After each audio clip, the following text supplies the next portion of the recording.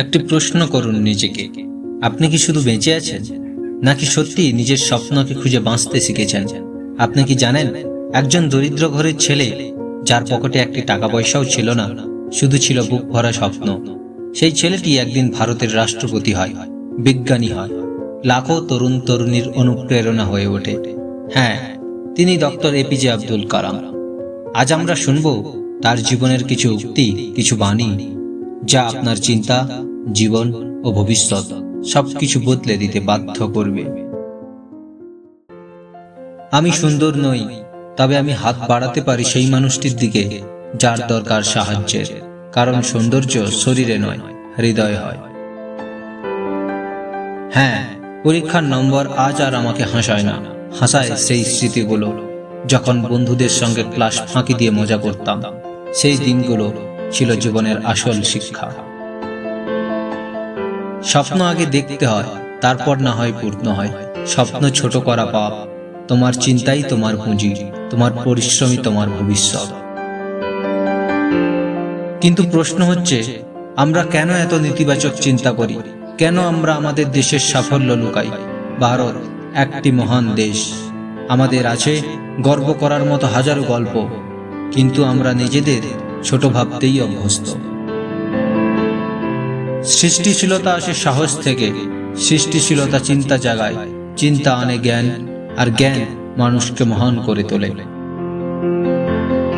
তাই আজ যদি আমরা আমাদের আজকে বলিদান দিতে পারি, তাহলে আমাদের ভবিষ্যৎ প্রজন্মের জন্য গড়ে দিতে পারি এক সুখী আগামীকাল। তুমি তোমার ভবিষ্যৎ পাল্টাতে পারো না, কিন্তু তোমার অভ্যাস পাল্টাতে পারো, আর তোমার অভ্যাসই তোমার ভবিষ্যৎ তৈরি করবে। ধর্ম বড় মানুষদের কাছে বন্ধনের মাধ্যম, আর ছোট মানুষদের কাছে হিংসার অস্ত্র। শিক্ষা হলো সবচেয়ে শক্তিশালী হাতিয়ার, যা দিয়ে তুমি পুরো বিশ্বকে পরিবর্তন করতে পারো। যদি তুমি সূর্যের মতো আলো ছড়াতে চাও, তবে তোমাকে সূর্যের মতোই উঠতে হবে। যার হৃদয় খাঁটি, তার চরিত্র সুন্দর, যার চরিত্র সুন্দর, তার পরিবার শান্ত, আর যেখানে পরিবার শান্ত, সেখান থেকেই গড়ে ওঠে এক শান্তিপূর্ণ সমাজ। যারা সাহস করে স্বপ্ন দেখে আর নিজের সর্বশক্তি দিয়ে লড়াই করে, পুরো মহাবিশ্ব তাদের সাহায্য করতে উঠে পড়ে লাগে। স্বপ্ন সেটা নয় যেটা মানুষ ঘুমিয়ে ঘুমিয়ে দেখে, স্বপ্ন সেটাই যেটা পূরণের প্রত্যাশা মানুষকে ঘুমোতে দেয় না।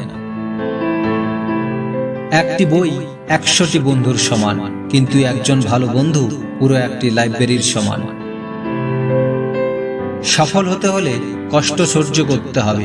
সাফল্য একমাত্র তখনই মিষ্টি লাগে যখন তুমি জানো সেই ব্যথার স্বাদ।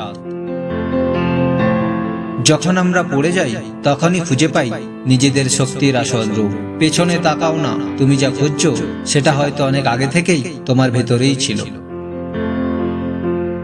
একটি দেশ তখনই সম্মান পায় যখন তার মানুষ নিজের মূল্য বোঝে। তোমাকে প্রথমে নিজেকে শক্তিশালী করে তুলতে হবে, জ্ঞানে, সাহসে, চরিত্রে।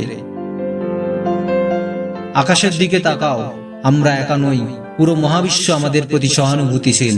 যারা স্বপ্ন দেখে এবং কাজ করে, তাদের জন্যই স্বর্গ।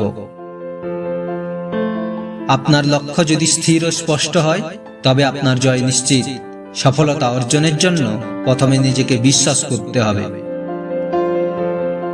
আমি যুদ্ধ চাই না, আমি শান্তি চাই, জ্ঞান চাই, নবপ্রজন্মের মধ্যে আগুন জ্বালাতে চাই। একজন রাষ্ট্রপতি হিসাবে সবচেয়ে কঠিন দায়িত্ব ছিল মৃত্যুদণ্ডের উপর সই করা।